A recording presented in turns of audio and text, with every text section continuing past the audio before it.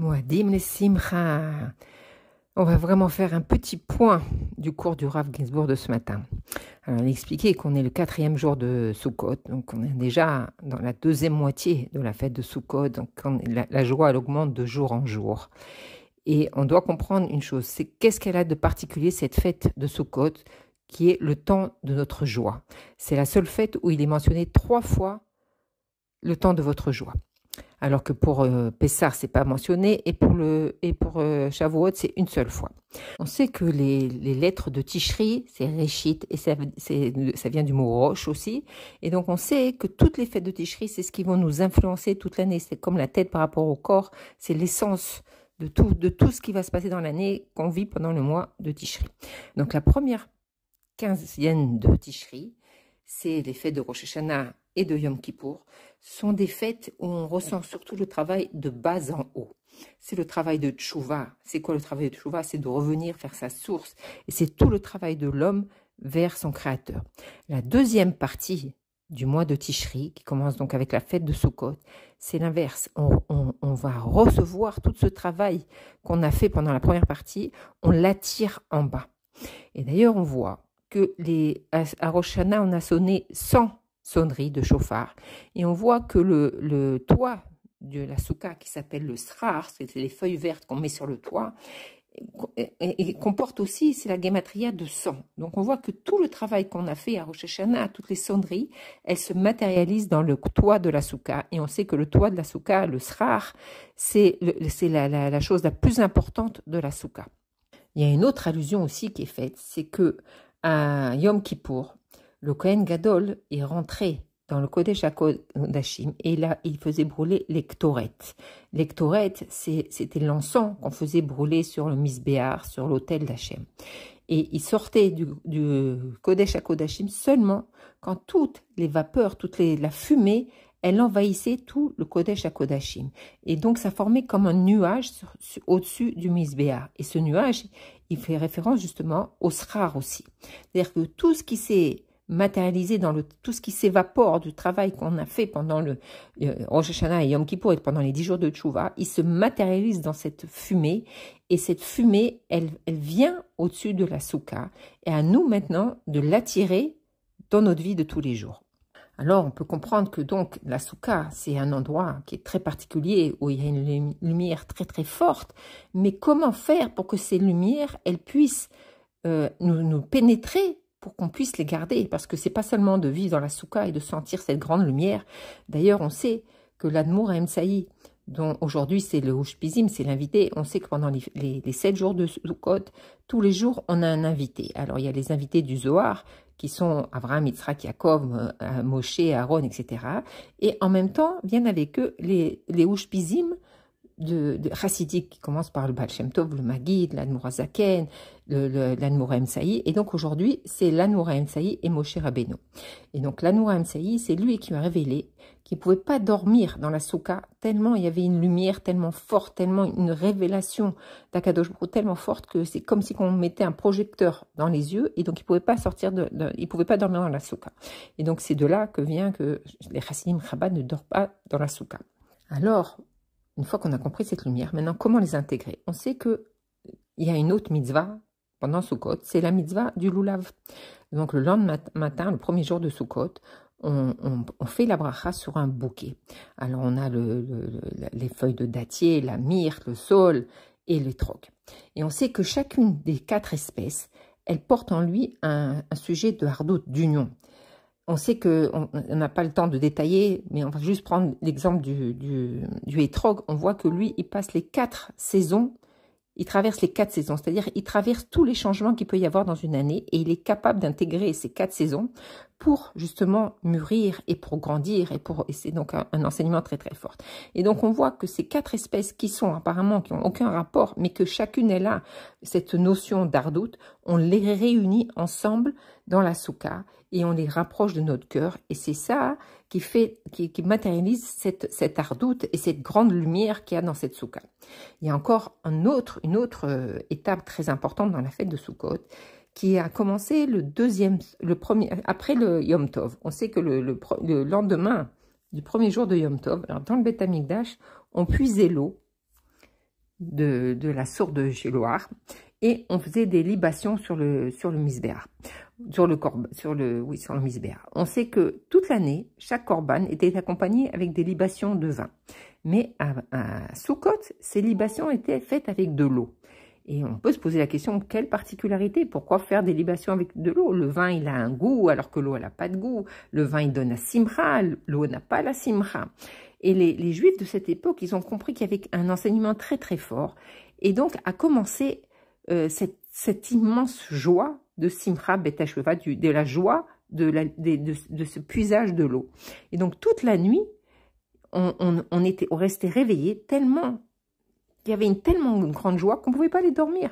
C'est-à-dire que tout le monde restait réveillé. Mais qui dansait? C'était les tzadikim, les rachei yeshivot, c'était les rachamim, les gens très très hauts spirituellement qui dansaient. Et les autres regardaient. Les femmes, elles étaient sur le balcon et tout le peuple regardait. Seulement les grands de ce peuple et du peuple juif, ils dansaient. Et c'était une joie, mais inimaginable. On dit celui qui n'a pas vu la joie de Simcha Bet Hasheva, il n'a vu aucune joie dans sa vie. Et on sait que depuis l'année même Aleph, le rabbi a instauré que nous aussi, on doit faire cette Simcha Bet Hasheva et qu'on doit aller dans les rues et danser parce qu'on est justement au moment où on va accueillir Mashiach et que les rues elles-mêmes, c'est pas seulement les chassidim, les juifs qui doivent danser, mais la rue elle-même, elle va danser. Et vraiment, c'est ce qu'on peut voir. Celui qui a eu la chance d'aller au moins une fois assister à Simcha Bet Hasheva chez le rabbi, c'est quelque chose d'extraordinaire. Et même si on n'a pas la chance d'aller, alors on peut regarder sur YouTube, il y a la retransmission en direct de ces danses. Et c'est vraiment extraordinaire. Même à travers le téléphone, déjà, on voit cette joie, on peut ressentir cette joie. Et pourquoi cette joie? Parce que justement, quand on va danser, qu'est-ce qui fait que quelqu'un il va exprimer sa joie? C'est d'Afka par la danse. Quand quelqu'un il a un peu plus de joie, alors ses pieds se mettent à danser tout seul. C'est pas une joie qui est intellectuelle, c'est pas une joie qui est au fond du cœur, comme on a vu dans les autres Yamim Tovim ou dans Rosh Hashanah ou de Yom Kippour, une joie interne. Là, c'est une joie qui ne peut pas se contenir à l'intérieur de nous et qui fait danser. Et c'est quoi cette joie? Elle correspond à quoi? Elle correspond à la joie du bitoul, d'être les pieds de la Torah, comme on va le voir, elle va s'exprimer pleinement encore plus à Simchat Torah et à Shmini Atzeret. On va exprimer cette joie avec les pieds. Et on peut se dire, pourquoi une telle joie? Parce que justement, c'est l'eau qui va nous amener la joie. On pourrait dire, mais le vin, il amène plus de joie. On sait quelqu'un qui boit du vin, alors il devient joyeux. Mais l'eau, donc il y a une raison à être joyeux. Mais l'eau, c'est la simcha sans raison. C'est la simcha que je suis attachée à Kadosh Baruch Hu, que j'ai une neshama, que je suis juif. Et ça, c'est une simcha qui est interne, qui est au fond de moi, qui n'a pas besoin, qui ne peut pas changer en fonction des événements extérieurs ou en fonction d'un sentiment. C'est une joie qui est tellement profonde. Et là, à Sukkot, c'est le moment d'exprimer cette joie, d'exprimer notre essence profonde et notre bitoul total avec Akadosh Baruch Hu. Comprendre et vivre que c'est Akadosh Baruch Hu, comme on dit que la Soukha, c'est le ribouk, c'est l'enlacement d'Akadosh Baruch Hu, il nous étreint. Et donc, c'est cette confiance en Akadosh Baruch Hu, ce bitaron, parce que justement, le bitoul nous amène au bitaron. Quand on sait qu'il y a en on milvado, il n'y a que Akadosh Baruch Hu, et que on est tous, même si on est tous différents, comme dans le Lulav, chacun, il a une identité différente, il est totalement différent, avec des dons différents, avec une qualité différente, mais quand on s'unit tous, on est tous les enfants d'Akadosh Baruch Hu, on est tous un. Et chacun, il a sa mission sur Terre. Et il sait, d'ailleurs, le rabbi explique que qu'est-ce qu'elle va nous faire ressentir la soukha. Ça nous fait sentir qu'on est dans la maison d'Akadosh Baruch Hu, qu'on est comme un invité. C'est quoi un invité? C'est-à-dire qu'il est dans la soukha, il est dans la maison, mais il sait qu'il y a le balabaït, il y a un maître ici. Et c'est ça la fête de Sukkot, savoir qu'il y a un maître du monde, mais ça n'enlève pas notre responsabilité, notre mission. Chacun de nous, aussi nombreux qu'on peut être, chacun de nous, on est différent et on a une mission différente.